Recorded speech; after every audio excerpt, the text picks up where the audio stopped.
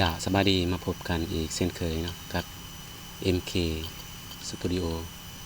ซึ่งในคลิปนี้จะมาเรียนรู้นำกันเนาะเกี่ยวกับการสร้างแผนที่ซึ่งข้าพเจ้าจะยกตัวอย่างเกี่ยวกับแผนผังของบ้านไม้ถาวรเนาะที่ข้าพเจ้าได้วิเคราะห์แต่คลิปก่อนหน้านี้เนาะบรรดาท่านเขาตามชมเนาะแต่ละขั้นตอนเนาะและทีนี้จะเลเยอร์หรือว่าสร้างแผนที่เกี่ยวกับสัญลักษณ์ต่างๆเนาะตามขั้นตอนเนาะดังที่ท่านเห็นเนาะที่เป็นข้อมูลยกตัวอย่างให้บรรดาท่าน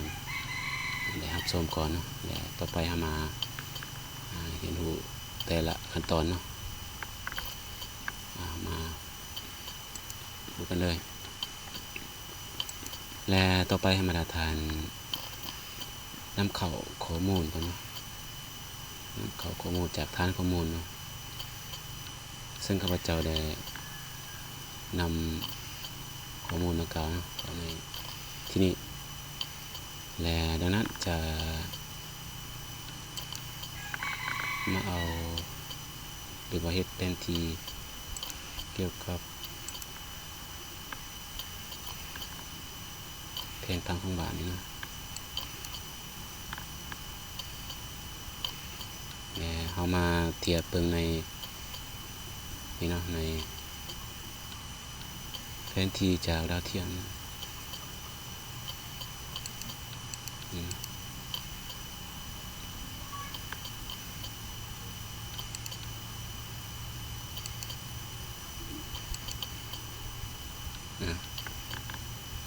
แล้วเอามาออกจากแผนที่ดาวเทียมในคลิปนี้จะเอา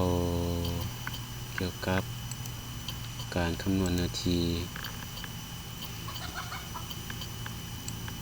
ตอนดินนะแต่ละตอนเนาะนี่เนาะตัวนี้มันโลเนาะหรือว่าลำดับแต่ละตอน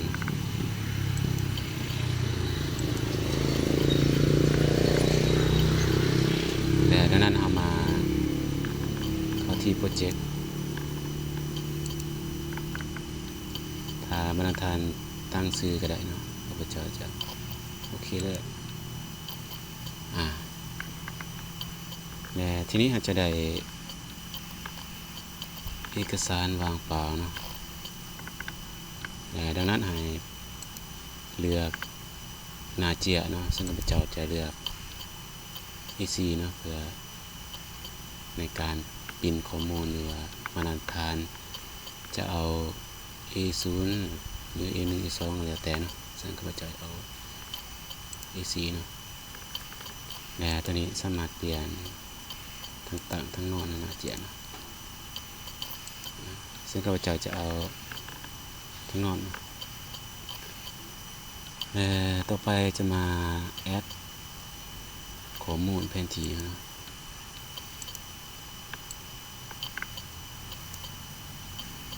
เราจะได้ข้อมูลเราสามารถเปลี่ยนแล้ว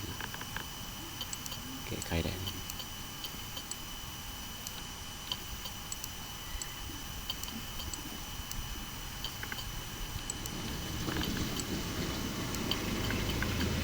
หรือให้บรรทานก็ที่สเกลนี่ก็ได้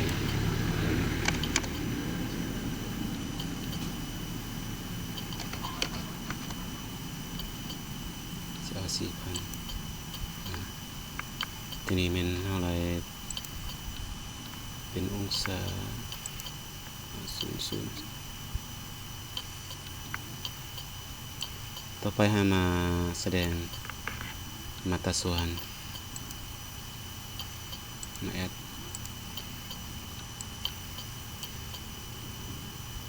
เอามาเช็คโซนก่อนเนาะเบิ่งโซนเราจะมาเอาโซน48นะหรือว่า DTM โซน48นะลาวเฮาน่าจะอยู่โซน48โอเคแต่ทีนี้อาจจะเปลี่ยน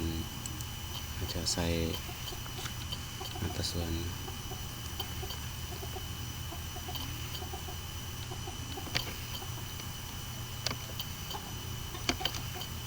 นี่แล้วแต่ทานอยากได้สำไรก็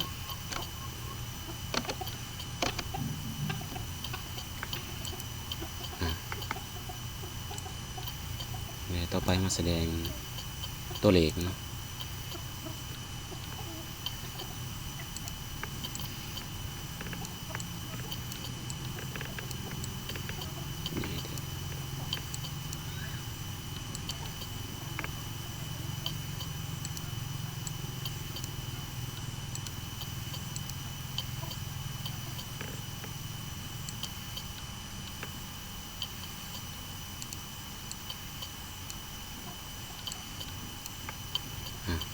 ทีนี้เราจะสามารถเปลี่ยนทางต่างตัวเลขเป็นทางต่างก็ได้ทางนั้นก็ได้แล้วแต่ประมาณนะ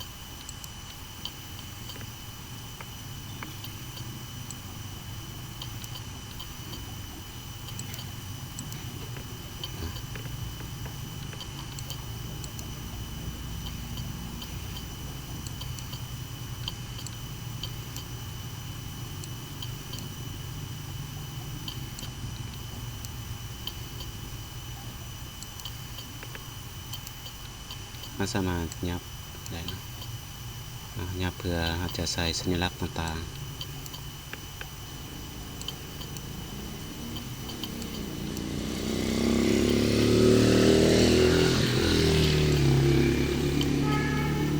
ต่อไปเราจะมาเขียนนะหัวข้อใหญ่ก่อน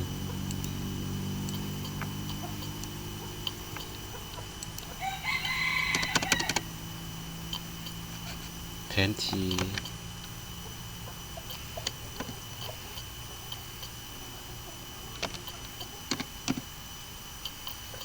คำนวณเนื้อที่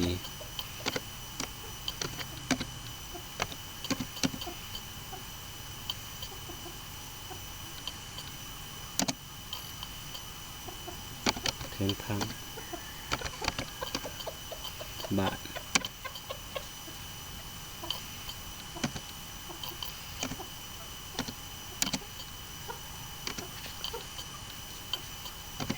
ไม้เท้า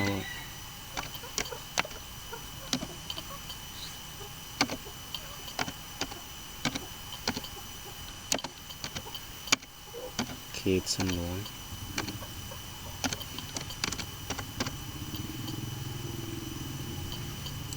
เปลี่ยนฟอนต์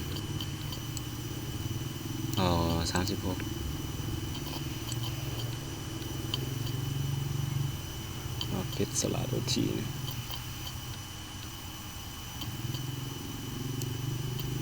สลัดโอทีโอเค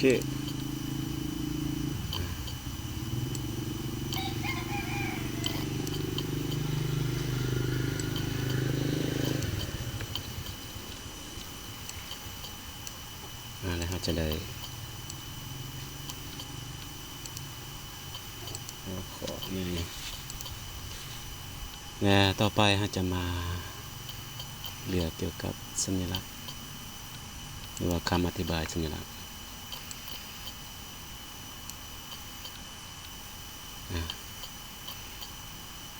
ทีนี้เราสามารถพิมพ์คำอธิบายสัญลักษณ์ไหนเนาะแต่ข้าพเจ้าได้พิมพ์ไปแล้วนะแล้วแต่มาตรฐานนะที่จะอธิบายนะและต่อไปเร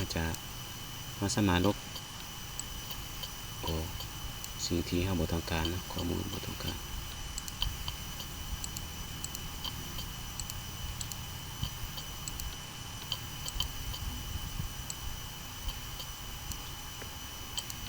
มันจะอธิบายหรือว่าสัญลักษณ์ของแต่ละตอนนั้นที่มีสีแตกต่างกันแล้วแต่เรากำหนดเนาะสีของมันนะ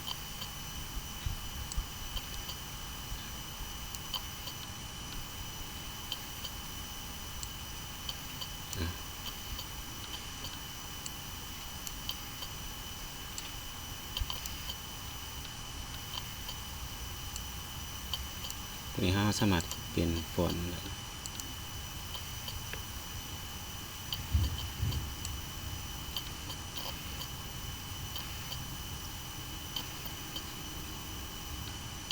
ตัวเลขเอา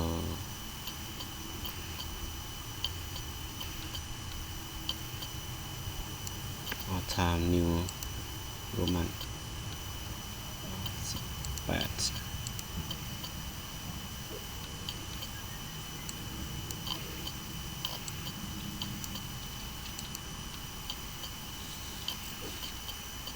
แล้วเราอาจจะได้สัญลักษณ์หรือว่าคำอธิบายนะต่อไปจะมาเอาเกี่ยวกับสัญลักษณ์ของทิศนะ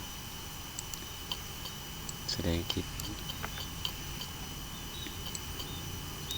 กับที่เชิดเราถามทีนี้เราสามารถเลือกหลากหลายรูปแบบนะแล้วแต่ฐานะนะ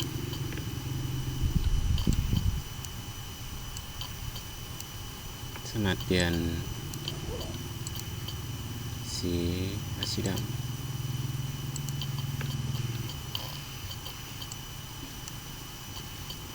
ขยายตามที่ต้องการทิศเหนือทิศใต้ตะวันออกตะวันตกทิศตะวันตกและต่อไปเราจะมาแสดงเกี่ยวกับ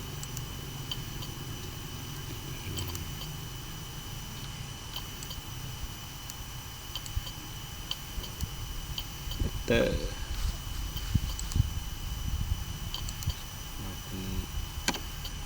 เมตเตอร์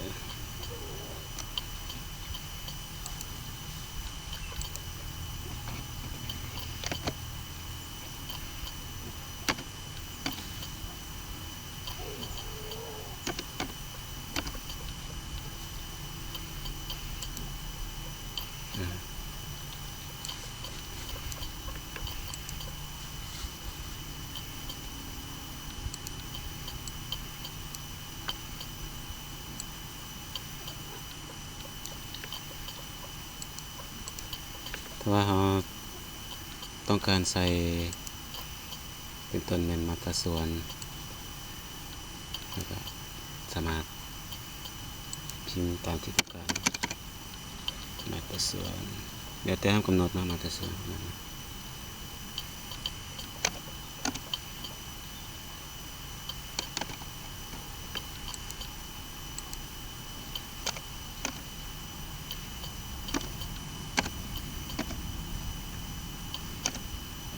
ส่วน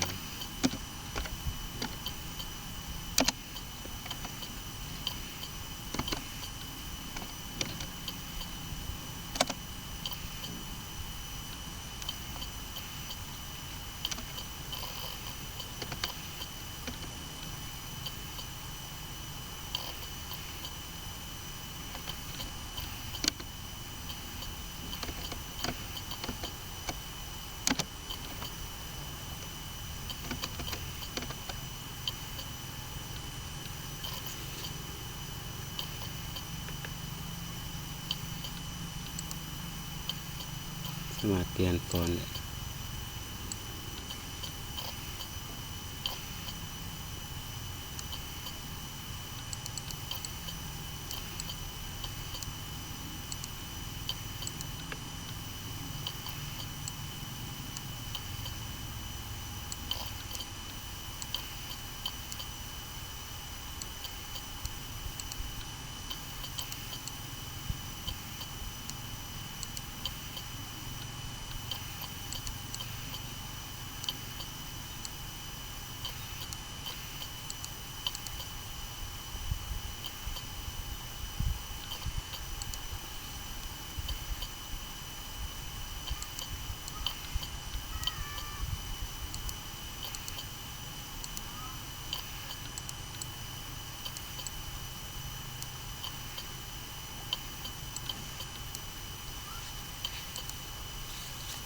ถือว่าแผนที่ของเราก็สามารถปินออกได้เนาะเพื่อเป็นข้อมูลอ้างอิงเป็นต้นแม่นมา ในการสร้างแผนพังเพื่ออยากจะรู้ว่าแต่ละตอนมีเนื้อที่เท่าใดเราสามารถบวกแต่ละตอนนี้ทั้งหมดเนาะแล้วเรามารวบรวมทั้งหมดเนื้อที่ของแต่ละบล็อกนี้มารวบรวมสามารถพิมพ์ใส่รูมนี้ได้เนาะที่ว่าในคลิปนี้จะในการlayout หรือว่าสร้างแผนที่มาเที่ยวนี้เนาะตามขั้นตอนที่ข้าพเจ้าได้กล่าวในเบื้องต้นเนาะให้บรรดาลองสร้างแผนที่มันก็มีรายละเอียดกว่านี้เนาะแตกต่างกันเนาะแต่ท่านั้นเพื่อเป็นแนวทางในการสร้างแผนที่เนาะซึ่งข้าพเจ้าหวังว่าในคลิปนี้อาจจะเป็นส่วนหนึ่งเนาะที่มาให้ความรู้ให้บรรดาทานได้รับรู้เกี่ยวกับการสร้างแผนที่นั่นเองเนาะและท้ายสุดนี้อย่าลืมกดติดตามเพื่อให้บรรดาทานมาเห็นรู้พร้อมๆกันเนาะในการสร้างแผนที่ที่มีความหลากหลายมีหลายขั้นตอนนี่ที่จะมาเรียนรู้นำกันเนาะฉะนั้นให้มาทานกดติดตามเพื่อทานจะบ่พลาดเนาะท้ายสุดนี้ขอขอบใจมาทานที่รับชม